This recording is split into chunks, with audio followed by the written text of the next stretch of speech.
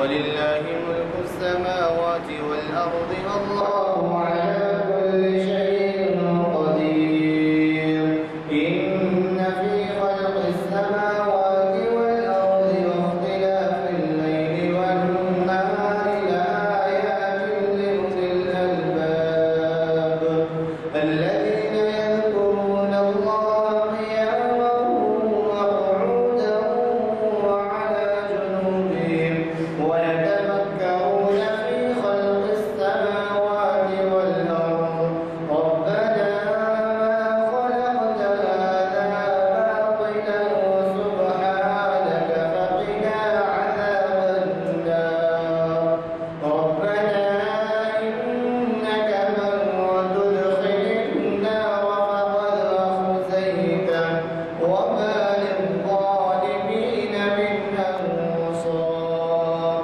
ربنا إننا سمعنا مناديا ينادي للإيمان أن آمنوا بربكم فآمنا ربنا فاغفر لنا ذنوبنا وكفر عنا سيئاتنا وتوفنا مع الأبرار ربنا وآتنا ما وعدتنا على رسلك ولا تخزنا يوم القيامة إنك لا تخلف الميعاد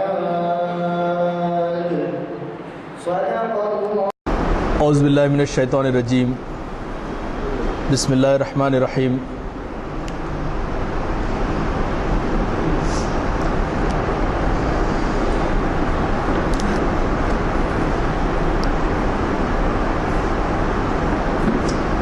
قال اللہ سبحانہ وتعالی الرحمن علم القرآن خلق الانسان علمہ البیان صدق اللہ العظیم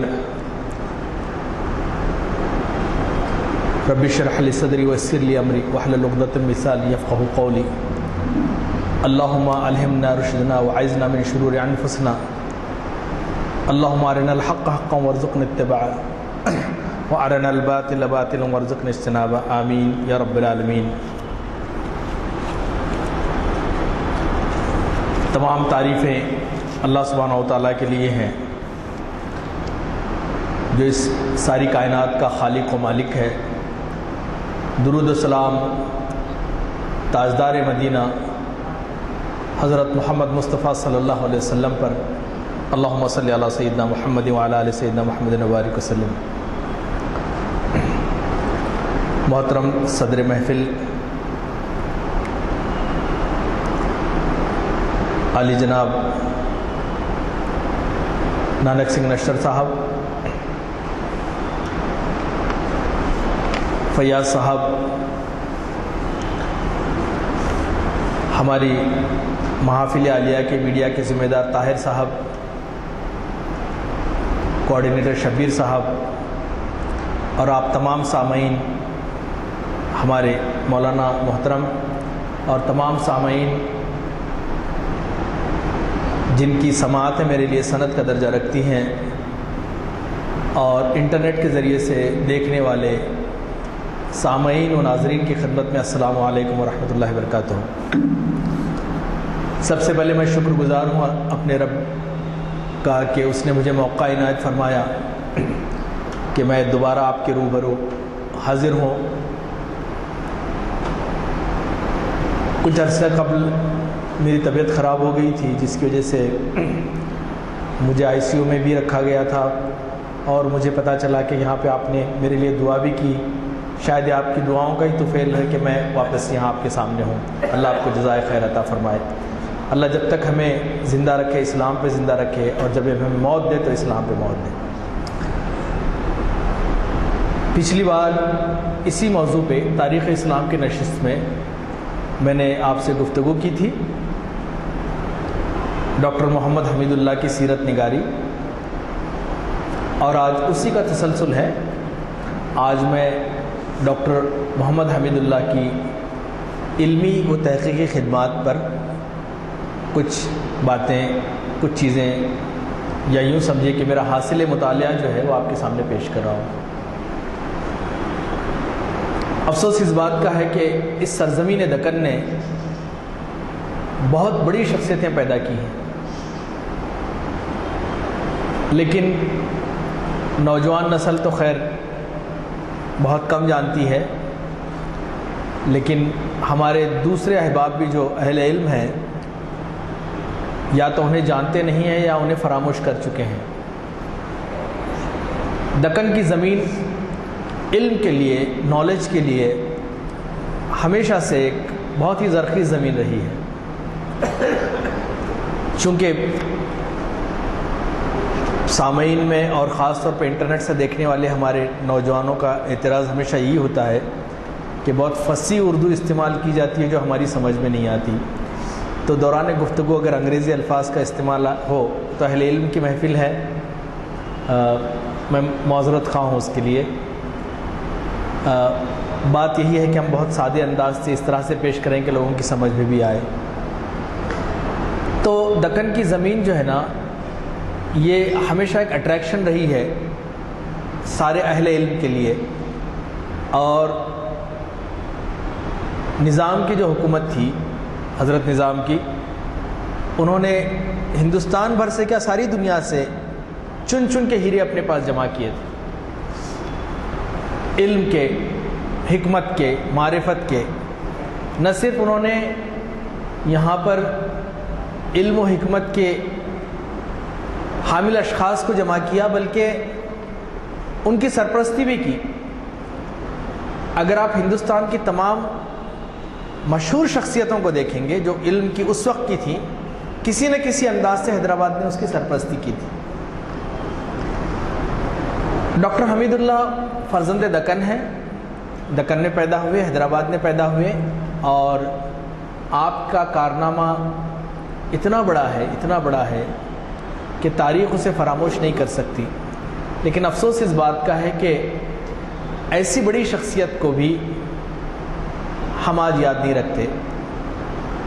چونکہ میرا تعلق تعلیم سے ہے تو میں اکثر تعلیمی اداروں میں جاتا رہتا ہوں، اور میں جب بچوں سے سوال کرتا ہوں، کالج کے اسٹوڈنٹ سے سوال کرتا ہوں کہ آپ حمید اللہ کو جانتے ہیں، تو وہ کہتے ہیں کہ نہیں سر، نہیں جانتے۔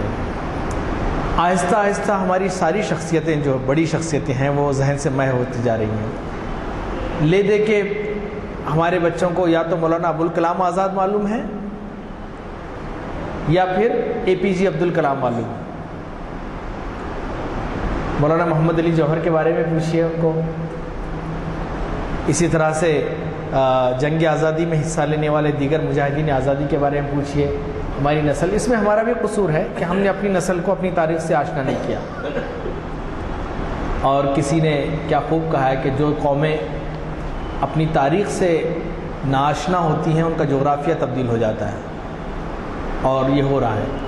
تو میں نے پچھلی مرتبہ بھی آپ سے کہا تھا کہ ڈاکٹر محمد حمید اللہ 1908 میں حیدرآباد میں آپ پیدا ہوئے، اور آپ اس صدی کے ان گنے چنے اسکالرز میں سے ایک ہیں جنہوں نے بڑی خدمات انجام دی ہیں۔ آپ نے مختلف موضوعات پہ کام کیا، لیکن خاص طور پہ سیرت النبی اور تاریخ اسلام پہ آپ کا بہت بڑا کنٹریبیوشن ہے، آپ نے بہت کام کیا اس پہ۔ یوں تو آپ کی تحقیق کا، تدریس کا، پڑھانے کا، لکھنے کا، تقاریر کا، تحریر کا کام جب آپ حیدرآباد میں تھے اسی وقت سے شروع ہو گیا تھا، لیکن یہ سلسلہ پھر جاری رہا۔ آپ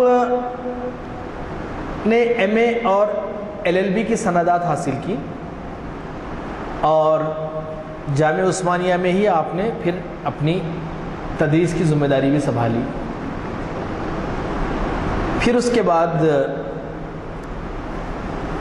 تقسیم ملک سے پہلے، پارٹیشن سے پہلے، کچھ پہلے آپ جرمنی بون تشریف لے گئے، اور وہاں آپ نے بین الاقوامی قانون کے موضوع پہ شاید دور رسالت اور دور خلفاء میں سفارت کاری کے موضوع پہ آپ نے PhD کی، اور DPhil کی ڈگری حاصل کی، اور پھر اس کے بعد آپ نے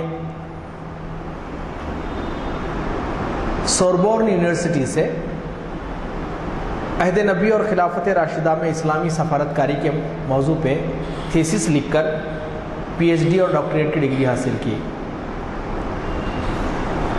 اسی دوران حیدرآباد کا انضمام ہندوستان کے ساتھ ہو گیا، ہندوستان کے ساتھ الحاق ہو گیا حیدرآباد کا، اور یہ میرے الفاظ نہیں ہیں بلکہ ان کی اپنی فیلنگس ہیں ڈاکٹر حمید اللہ کی، کہ ان سے کہا گیا کہ آپ واپس حیدرآباد آئیے، تو انہوں نے کہا کہ میں سلطنت آصفیہ کے پاسپورٹ پہ بیرونی ملک آیا ہوں، اب مجھے شرم آتی ہے کہ کوئی اور پاسپورٹ حاصل کروں۔ یہ ان کے اپنے خیالات ہیں، وہ واپس نہیں آئے، اور پھر فرانس میں ہی انہوں نے ریفیوجی اسٹیٹس اپنے لیے حاصل کر لیا۔ اور شاید یہ قابل غور بات ہے کہ انہوں نے عمر بھر کسی ملک کی شہریت نہیں لی، حالانکہ ہمارے پڑوسی ملک نے بھی ان کو آفر کیا تھا، لیکن انہوں نے اس کی بھی شہریت نہیں لی۔ فرانس نے بھی ان کو آفر کیا تھا شہریت کے لیے، دنیا کے کئی بڑے ممالک نے ان کو شہریت کا آفر دیا تھا، لیکن آپ نے شہریت قبول کرنے سے انکار کر دیا۔ آپ عمر بھر ریفیوجی اسٹیٹس پہ رہے۔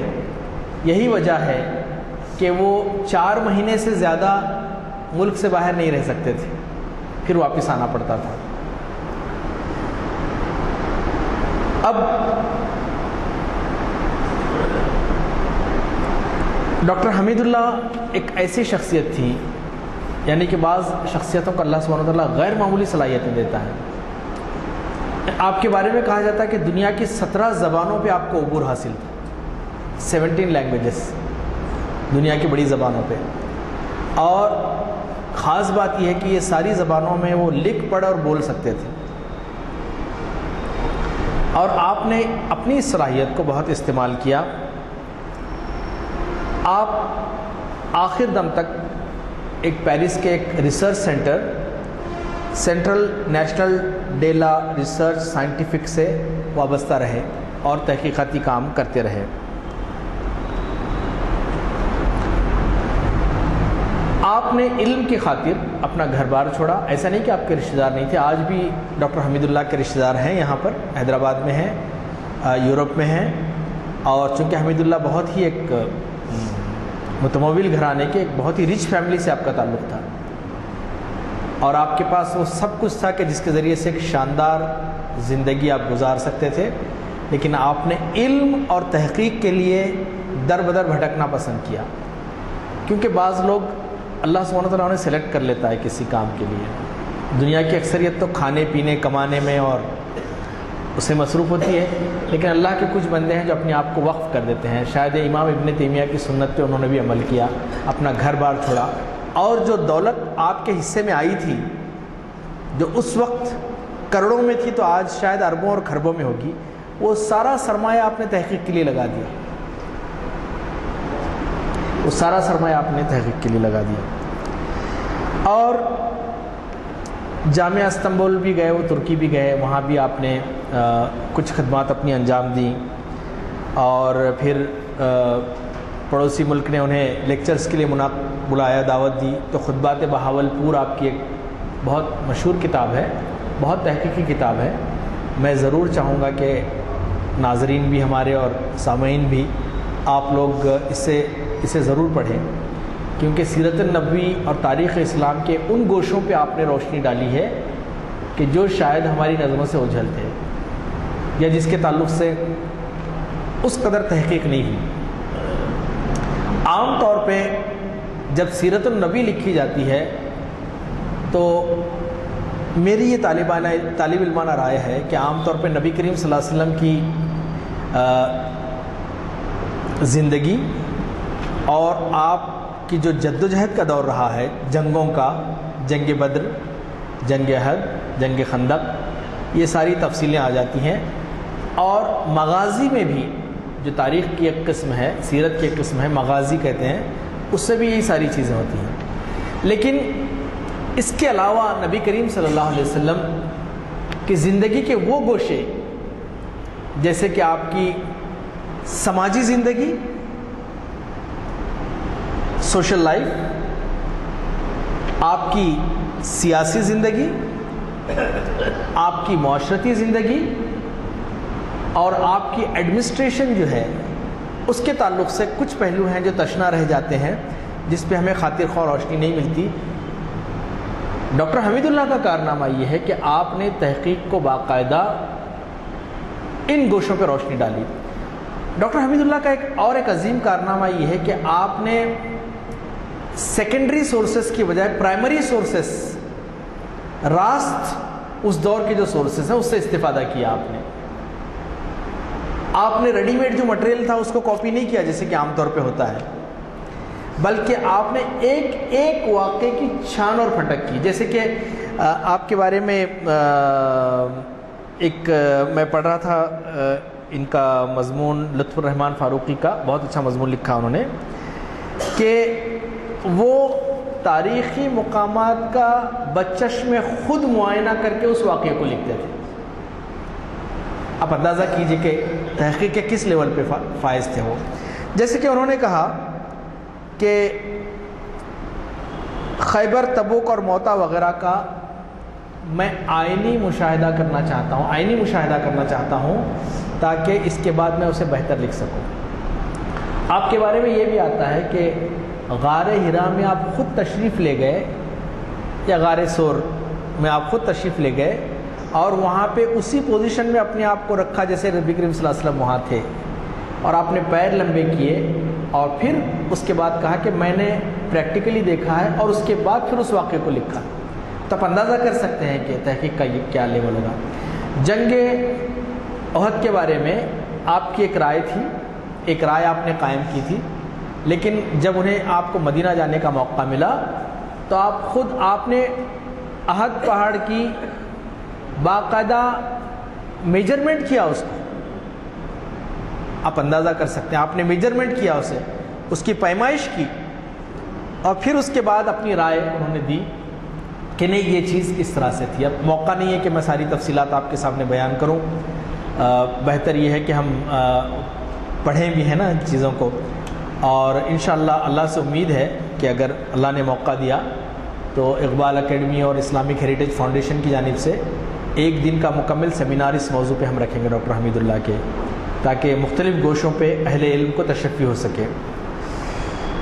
ڈاکٹر حمید اللہ صاحب کی ایک خاص بات یہ تھی کہ تحقیق کے جو پرانے اصول تھے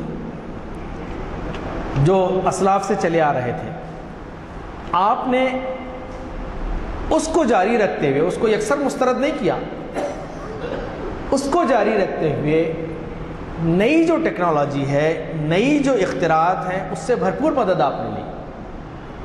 اس طرح تحقیق کو ایک نیا زاویہ آپ نے عطا کیا۔ آپ کے تحقیق کے بنیادی ماخذ قرآن، حدیث، فقہ، سیرت اور صدر اسلام کے تاریخ ہی ہیں۔ جیسے میں نے آپ سے کہا کہ آپ نے سیکنڈری سورسز کی بجائے پرائمری سورسز کی طرف بہت زیادہ دھیان دیا۔ اب چونکہ وقت میرے پاس نہیں ہے کہ میں تفصیلی بیان کر سکوں، یہ تو 3-4 گھنٹے کا موضوع ہے اور مجھے بہت تیزی سے سمیٹنا ہے، کیونکہ پچھلی مرتبہ بھی ہماری تشنگی رہ گئی تھی کہ ہم مکمل طور پہ اس کو بیان نہیں کر سکے۔ ریسرچ کی جو میتھڈولوجی ہے، ریسرچ میتھڈولوجی آف ڈاکٹر حمید اللہ،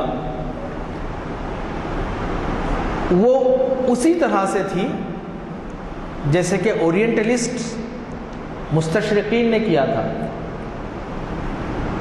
دیکھیں میں آپ کو یاد دلا دوں کہ امام غزالی رحمۃ اللہ علیہ کے دور میں جب فلاسفہ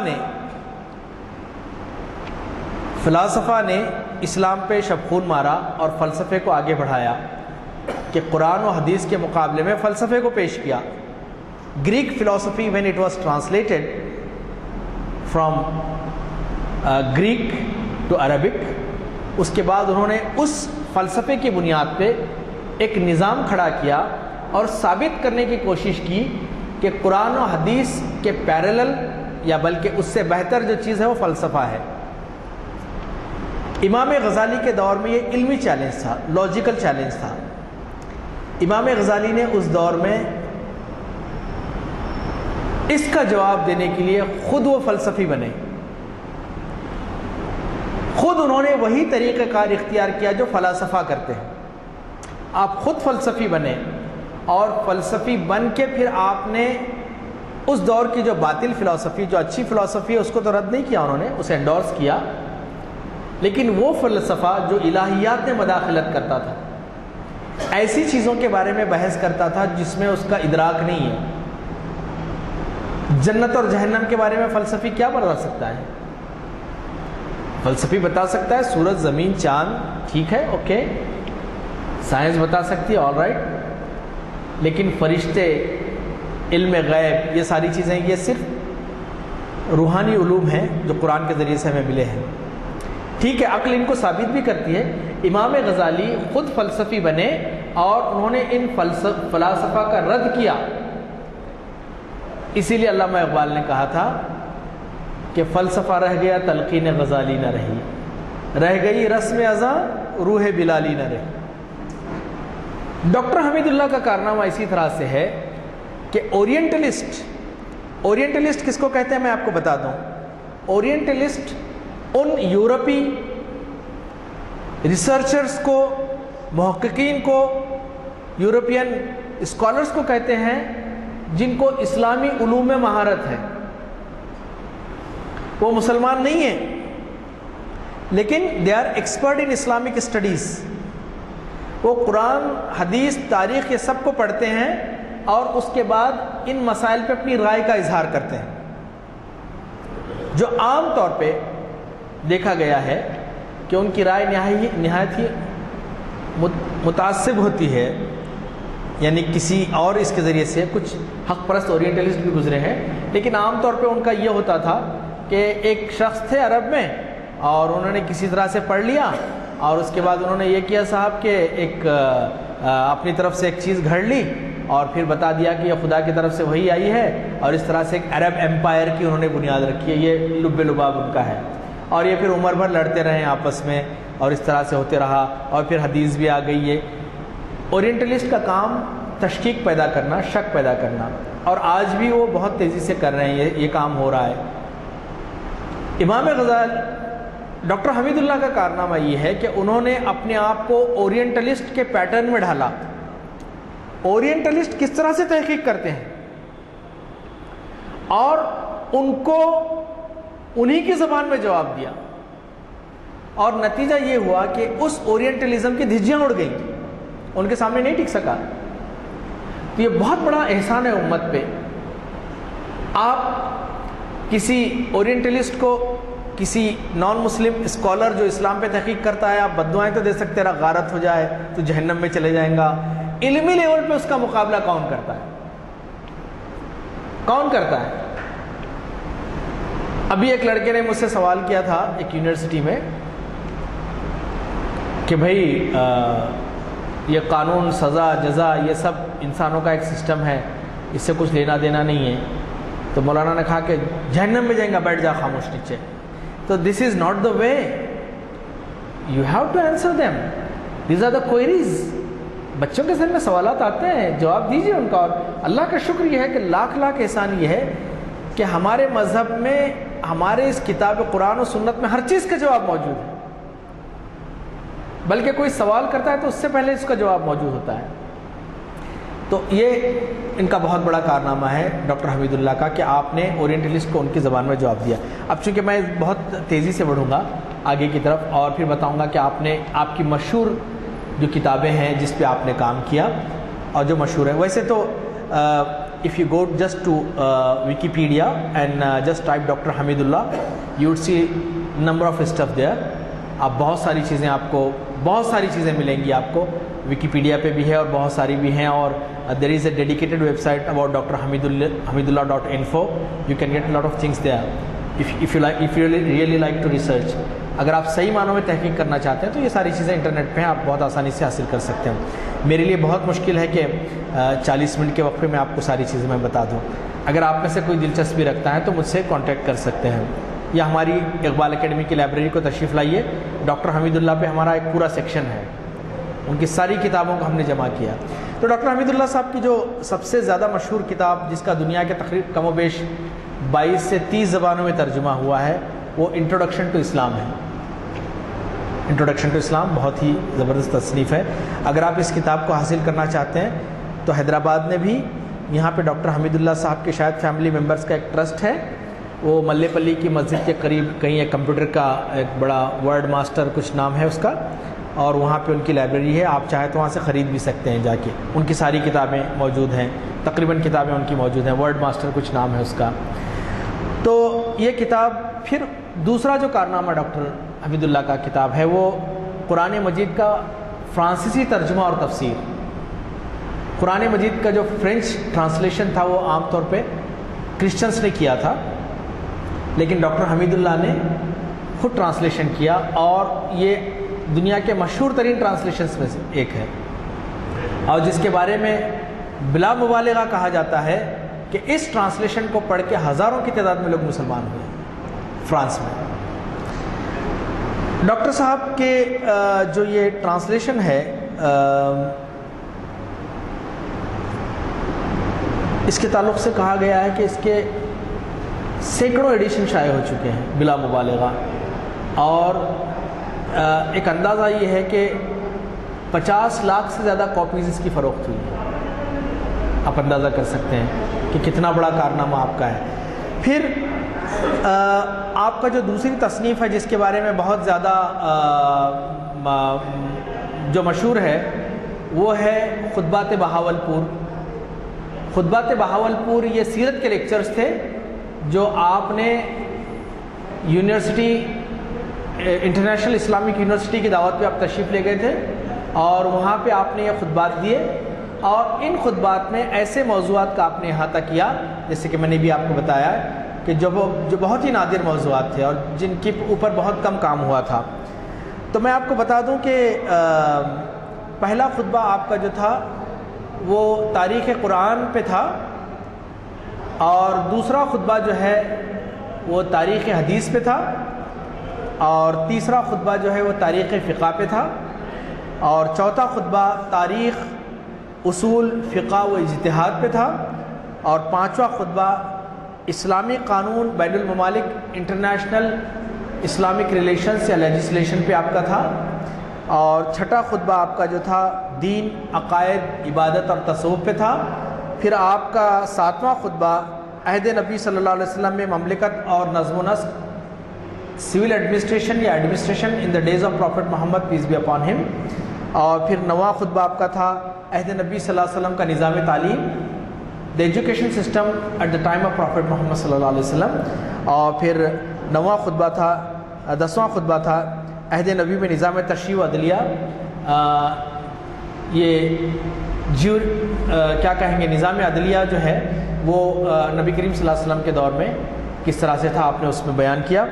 اور پھر 11واں خطبہ تھا عہد نبی میں نظام مالیہ و تقویم, یہ فائنانس اور کامرس کے بارے میں آپ کا خطبہ تھا.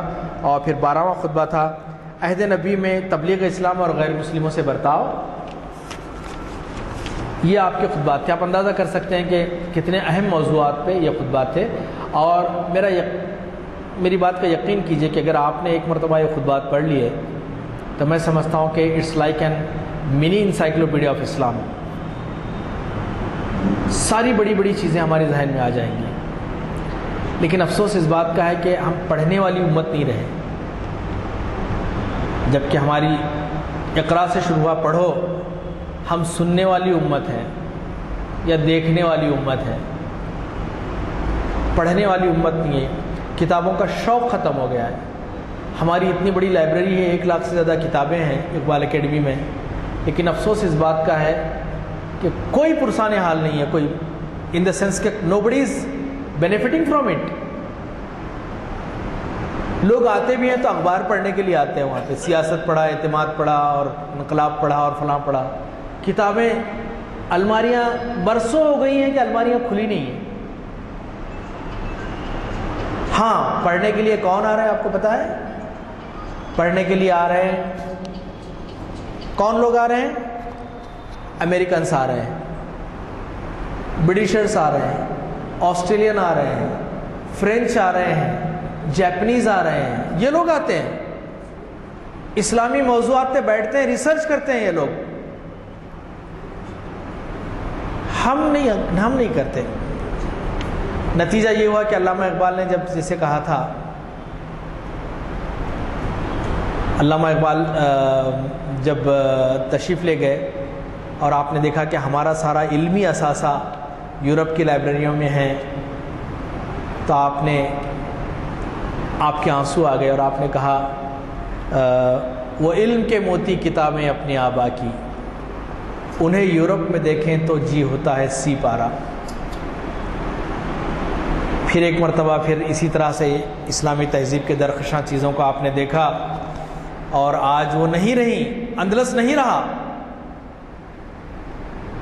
آپ نے کہا رولے دل کھول کر دیدہ خوناب بار، وہ نظر آتا ہے تہذیب حجازی کا مزار.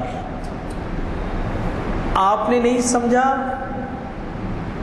نو پرابلم، کوئی اور قوم اس سے استفادہ کرے گی. باپ کا علم بیٹے کو جو نہ ازبر ہو، پسر کیوں لائق میرا سے پدر کیوں کرو. ہم اپنے آبا کی ساری چیزوں کو بھول چکے ہیں. مجھے بڑا افسوس ہوتا ہے کہ یورپ میں لائبریریوں کے لیے آپ جائیے، میں بلا مبالغہ کہہ رہا ہوں، آپ جائیے، یو کے جائیے، یو ایس اے جائیے، جرمنی جائیے، لائبریری کے لیے آپ کو وقت لینا پڑتا ہے وہاں پہ کہ ایک وقت میں اتنے لوگ یہاں پہ ہوں گے، پے کرنا پڑتا ہے وہاں پہ. نئی کتاب شائع ہوتی ہے، میرا موضوع نہیں ہے لیکن میں بول رہا ہوں آپ کو، نئی کتاب جب کوئی پبلش ہوتی ہے تو اسے حاصل کرنے کے لیے لائن لگتی ہے. یہاں ایک کتاب شائع ہوئی تو 10 سال کے بعد شاید دوسرا ایڈیشن آتا ہے اس کا. یہ ہماری غفلت ہے علم سے. اور پھر ہمارا رونا یہ ہے کہ ہم مظلوم ہیں، محکوم ہیں. دنیا کی امامت کا تاج انہی قوموں کے سر پہ رکھا جائے گا جن کے پاس علم ہے، جو صاحب علم ہے. جو صاحب علم نہیں ہے، جن کے پاس علم کی میراث نہیں ہے، وہ ہمیشہ مغلوب رہیں گے، محکوم رہیں گے. اقبال نے جیسے کہا تھا کہ تو اگر اپنی حقیقت سے خبردار رہے، نہ سیاہ روز رہے اور نہ سیاہ کار رہے. فلک نے ان کو عطا کی ہے خواجگی کے جنہیں خبر نہیں روش بندہ پروری کیا ہے. تو دوسرا کارنامہ جو کتاب جو بہت مشہور ہے اور آپ کی تحقیقی کتاب ہے، امت سے بڑا احسان ہے، وہ ہے صحیفہ ہمام بن منبہ رضی اللہ تعالیٰ عنہ. یہ حضرت ابو ہریرہ رضی اللہ تعالیٰ عنہ کے دور میں، یعنی 58 ہجری میں حضرت ابو ہریرہ نے احادیث کا مجموعہ مرتب کروایا تھا، اور اس کو ڈاکٹر صاحب نے 1300 سال بعد برلن کی لائبریری سے دریافت کیا تھا. اور خوشی کی بات یہ ہے کہ آج جو حدیث کا انکار کرتے ہیں لوگ، کہتے ہیں کہ حدیث قرآن کافی ہے، حدیث کی کوئی یہ نہیں ہے. 58 ہجری میں جو احادیث لکھی گئی تھی تقریباً ملتے جلتی الفاظ کے تھوڑے بہت فرق کے ساتھ وہی حدیثیں بخاری اور مسلم میں بھی ہیں. تو میں ہمیشہ کہتا ہوں کہ قرآن کی حفاظت کا ذمہ داری اللہ نے لی ہے اور حدیث کی حفاظت انسانوں کے سپرد کی ہے. اسی لیے ہمارے پاس اسماء الرجال کا فن بھی آیا. اس کے علاوہ پھر آپ نے بہت سارے اردو کتابچے لکھے ہیں، کتابیں ہیں، جیسے کہ 1936 میں حیدرآباد سے طبع ہوئی تھی یہ کتاب، سلطنتوں کے باہمی برتاؤ کا دستور العمل، قانون بین الممالک کے اصول اور نظیریں، عہد نبی کا نظام تعلیم، عہد نبی کا نظام حکمرانی، امام ابو حنیفہ کی تدوین قانون اسلامی، عربی حبشی تعلقات اور 9 دریافت شدہ مکتوبات نبی بنام نجاشی. نجاشی کے نام نبی کریم صلی اللہ علیہ وسلم کے مکتوبات کو آپ نے دریافت کیا، اور ایک بہت بڑی تحقیق نجاشی کے متعلق آپ نے کی جو دیگر سیرت کے مورخین نہیں کر سکے، سیرت نگار نہیں کر سکے تھے. وہ یہ کہ آپ نے یہ بتایا کہ نجاشی مکہ اور مدینہ کے بیچ میں آ کے پناہ گزین ہوا تھا، کیونکہ اس اپنے چچا کے ظلم سے بچنے کے لیے. اس دور میں شاید نبی کریم صلی اللہ علیہ وسلم سے اس کی ملاقات ہوئی ہو بعثت نبوی سے پہلے. اسی لیے آپ نے جب نجاشی کو جو خط لکھا ہے اس میں بہت زیادہ بے تکلفی کا پہلو ہے، جیسے کہ ایسے شخص کو مخاطب اس طرح سیکھے جسے اسے جانتے ہوں پہلے سے۔ یہ ایک تحقیق کا موضوع ہے، میرا ابھی وقت نہیں ہے کہ میں آپ کو بیان کر سکوں، یہ تو ایک مکمل تقریر کا عنوان ہے۔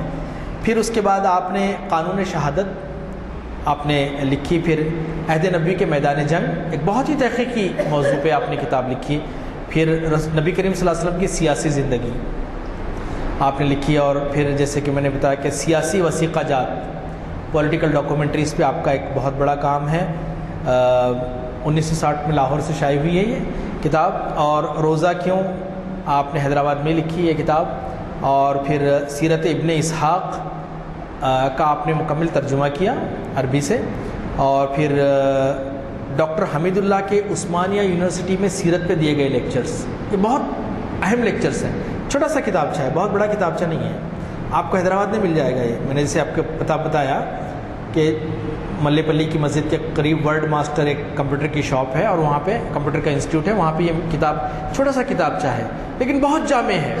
اللہ جزائے خیر دے ہمارے پروفیسر صاحبین عثمانیہ یونیورسٹی کے، میں نام بول رہا ہوں ان کا، کہ انہوں نے بڑی عرق ریزی سے اس کو جمع کیا ہے، اور بہت جامع خطبات ہیں۔ تو یہ آپ نے لکھا، پھر آپ نے سیرت طیبہ کا پیغام عصر حاضر کے نام، یہ آپ کی کتاب ہے۔ پھر آپ نے اخبار الطوال، کتاب المجر، مقالات گاساں و تاسی، نقشۂ تاریخی، مقالہ در نظر عرشی، اور پھر مقالہ در نظر مختار، اور اسلامی قانون کا ارتقاء، رویت حلال، عیدین اور ان کے منانے کے اسلامی و جاہلی طریقے، مدرسہ محمدی۔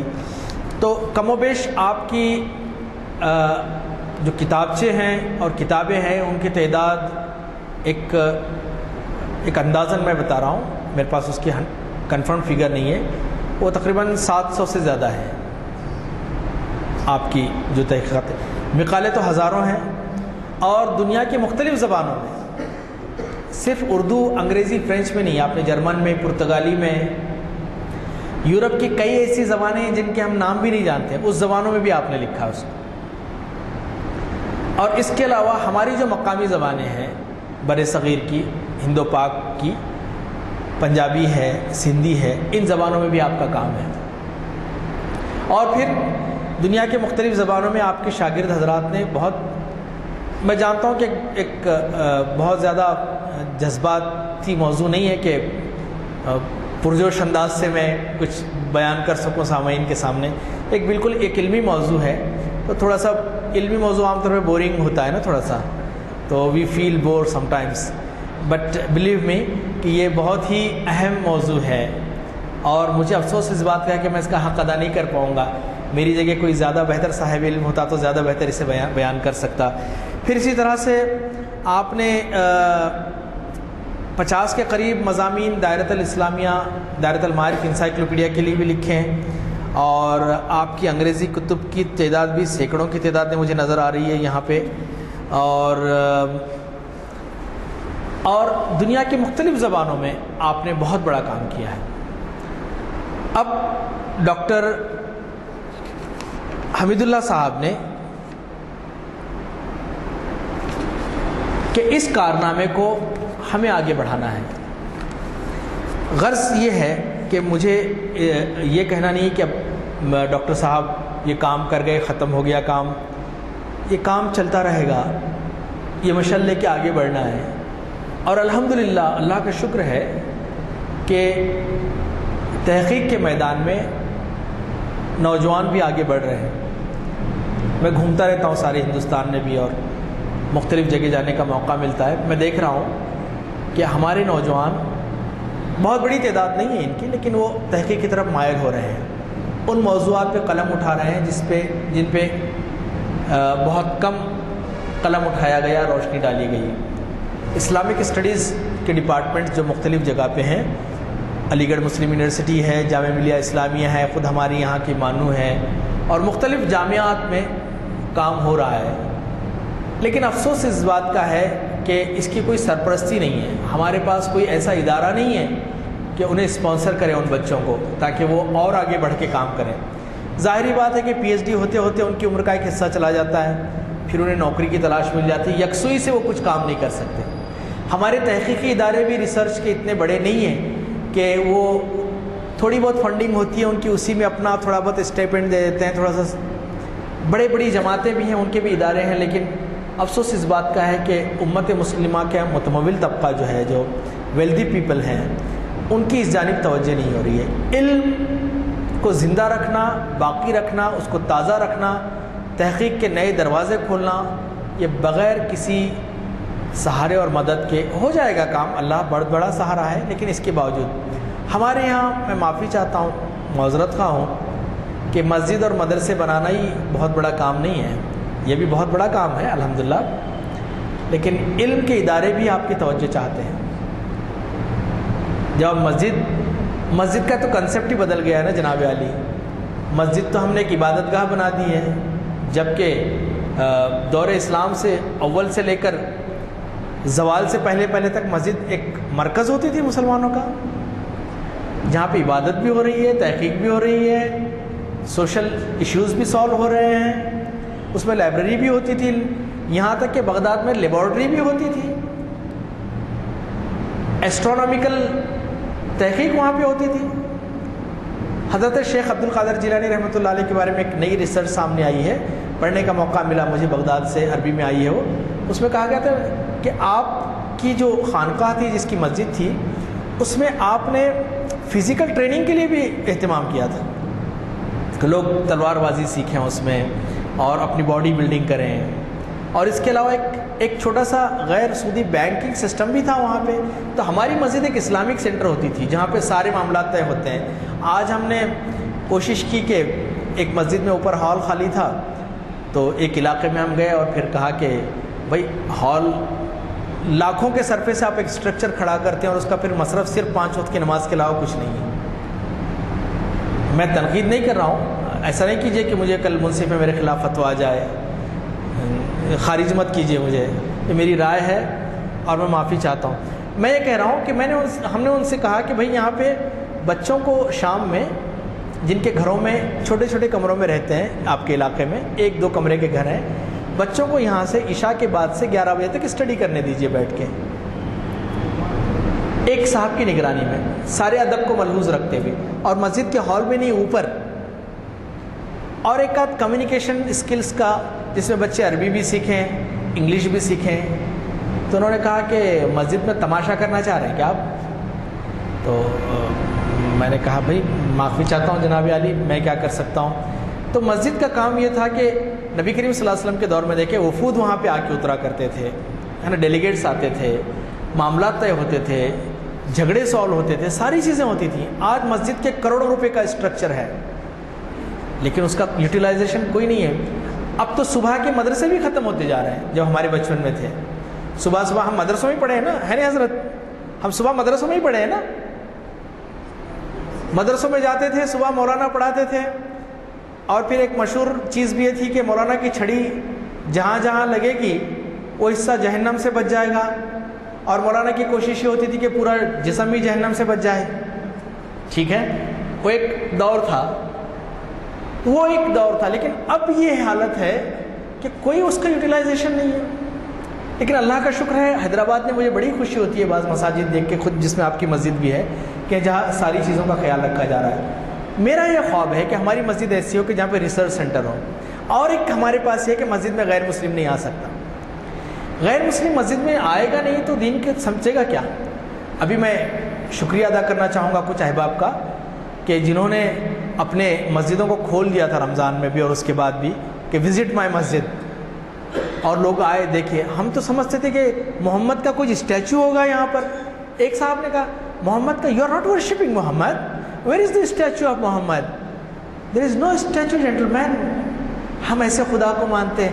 اس نے کہا ریئلی؟ اوکے، آپ کے پاس درشن کے لیے بڑے آدمی پہلے، چھوٹے آدمی بعد میں، ایسا کوئی سسٹم ہے؟ کہا کہ نہیں، ایون این آٹو والا، he can be just standing beside the president of this masjid. Really? We don't know about this. ہم کو نہیں معلوم۔ آپ لائیے ان کو قریب، آنے دیجئے، دیکھنے دیجئے۔ یہ ساری چیزیں ہیں۔ اور اللہ کا شکر ہے یورپ اور امریکہ میں یہ چیزیں ختم ہو گئی ہیں. وہاں پہ ایک اسلامک سینٹرز ہوتے ہیں, لوگ آتے ہیں, پڑھتے ہیں, دیکھتے ہیں. جب تک ہم ایک دوسرے سے ملیں گے نہیں, ایک دوسرے کو سمجھیں گے نہیں کس طرح سے ہوگی. تو میں آخر میں آپ تمام حضرات کا شکریہ ادا کرتا ہوں کہ آپ نے مجھے سنا یہاں پر, اور اس موضوع پہ انشاءاللہ آپ کو مزید جاننا ہو تو آپ ہماری لائبریری تشریف لے آئیے. ماساب ٹینک پہ اقبال اکیڈمی کی لائبریری ہے. ایک پورا سیکشن ڈاکٹر حمید اللہ پہ ہے جس میں تقریباً 500-600 کتابیں ہیں. آپ اس کو دیکھیے, انٹرنیٹ پہ جائیے, گوگل ہے آپ کے پاس, سرچ کیجئے, اپنے بچوں کو پڑھائیے. اور اس کے علاوہ بھی آپ جاننا چاہتے ہیں تو مکاتب جو یہاں پہ کون سا پرانی حویلی پہ ایک کتاب کی دکان ہے, وہاں پہ بھی آپ کو کتابیں مل جائیں گی. اور جیسے ملے پلی میں نے کہا, وہاں بھی آپ کو کتابیں مل جائیں گی. کتابیں ہیں, علم حاصل ہیں. ہم تو مائل بکرم ہیں, کوئی سائل ہی نہیں. راہ دکھلائیں کسی رہروے منزل ہی نہیں. اگر ہم نہ جاگیں, اگر ہم نے اپنے آپ کو علم سے آراستہ نہیں کیا تو علم والے ہی اس دنیا کی قیادت کریں گے. ہم روتے رہیں گے. قرآن کو لاکھ پڑھا لیکن اسے اپنی زندگیوں میں نہیں لائے, اسے سمجھے نہیں. اس کا نتیجہ یہ ہوگا کہ ہم عقیدتاً تو اسے پڑھیں گے, الحمدللہ الف لام میم, الف پہ سوا نیکیاں ہیں, لام پہ نیکیاں ہیں, میم پہ نیکیاں ہیں, لیکن اصل مقصد قرآن کا ہے کہ اسے سمجھا جائے. ہمارا مذہب وہ ہے کہ اس نے علم کو اتنی اہمیت دی ہے, اتنی اہمیت دی ہے کہ نبی کریم صلی اللہ علیہ وسلم فرماتے ہیں کہ جو طلب علم میں نکلتا ہے ساری مخلوق اس کے لیے دعا کرتی ہے. یہاں تک کہ چینٹیاں اور سمندر کی دریا کی مچھلیاں بھی اس کے لیے دعا کرتی ہیں. یہ ہمارا مذہب ہے, اور ہمارے مذہب کا امتیاز علم ہے. علم سے ہم بے بہرا ہیں. اللہ کرے کہ ہمارے اندر یہ احساس پیدا ہو. اس پروگرام میں کوشش کریں کہ نوجوانوں کو بھی لائیں جو کہ مستقبل کے معمار ہیں, جو سمجھیں. موسٹ آف ان کا جو وقت ہے وہ موبائل میں اور لایانی چیزوں میں صرف ہو رہا ہے. ورچوئل ورلڈ میں, ریئل ورلڈ میں نہیں ہے. وہ دنیا کی قیادت ہم دوسروں کے ہاتھ میں دے رہے ہیں. کب تک چلتے رہیں گے دوسروں کے پیچھے؟ نوجوانوں کو لائیے, انہیں احساس دلائیے, بتائیے کہ ہمارا علم ہے. آپ ریسرچ کیجئے اس پہ.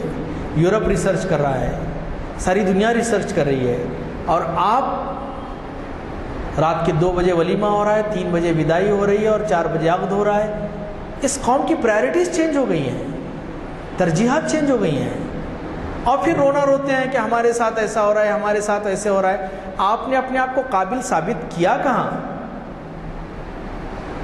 ایک معمولی گاڑی, کار اناڑی ڈرائیور کے ہاتھ میں نہیں دیتے ہم لوگ. ارے نہیں آتا اس کو.